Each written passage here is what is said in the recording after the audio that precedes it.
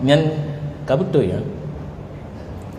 Jadi daripada yang hana butoy bergerak berpindah kepada yang butoy. Kalau Nabi berhijrah kan daripada hana butoy kepada yang butoy, karena perjuangan Nabi sama di Makkah dan Madinah, mengajak umat kepada jalan yang benar. Cuma di Mekah banyak tantangan, maka Allah memerintahkan Nabi kita yang setelah 10 tahun berjuang di Mekah menyampaikan dakwah, mulai dakwah sir, dakwah jihar, dan tantangan-tantangan yang bermacam-macam, geju minah negro Madinah, karena sana masyarakatnya baik dan disambut Nabi dalam menyampaikan dakwah. Ini menanti berhijrah daripada perbuatan yang tidak baik kepada perbuatan yang baik, insyaallah good. Cuma di saat kita berdosa, sebagaimana yang telah kita bacakan tadi, syarat taubat kalau dosa dengan Allah 3, meninggalkan perbuatan dosa, menyesal, dan cita-cita tidak akan mengulangi kembali. Tetapi ada sangkut pautnya dengan manusia atau anak Adam, mesti minta izin. Yang jadi pertanyaan tadi, setelah kita bertobat terulang kembali dosa tersebut, ini tidak ada apa-apanya tentang taubat yang telah lalu. Apabila syarat sudah cukup, sudah sah, ini adalah dosa baru, perlu kepada taubat yang baru. Karena bahasa muda dari maju.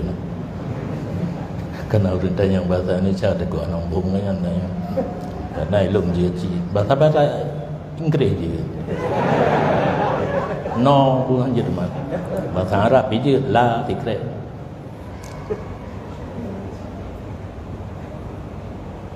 Pencuri, dari modal mencuri hingga kaya raya, anak dan cucu cicit semua kaya. Yang perlu kita tupu secara hukum fikih, harta yang dicuri tidak menjadi milik, tetap atago. Ho yang tame tapane kanane mantang cucu-cucu je tetap atago. Cara taubat, kembalikan.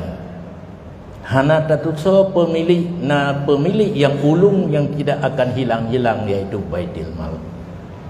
Silakan harta anda berapa banyak, serahkan ke baitul mal, kemudian tinggalkan mencuri, menyesali atas kelakuan yang telah kita kerjakan selama mencuri, dan cita-cita tidak akan kembali lagi. Selesai.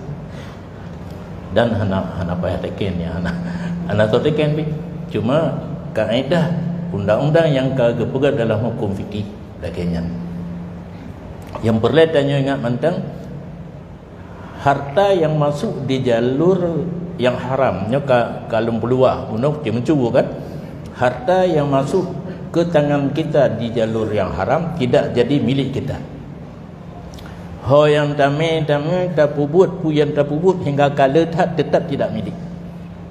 Yang kiji iron letak urin yang kala peng lagi nya mekarat-karat dia bagi lemu kurban nyo karat ru ni lu huile panai peng mekarat-karat dia juk ke masjid, ke pesantren, ke manasah, ni lu huile panai peng be ruh drone berkongsi di atas dia yang berbuat dosa.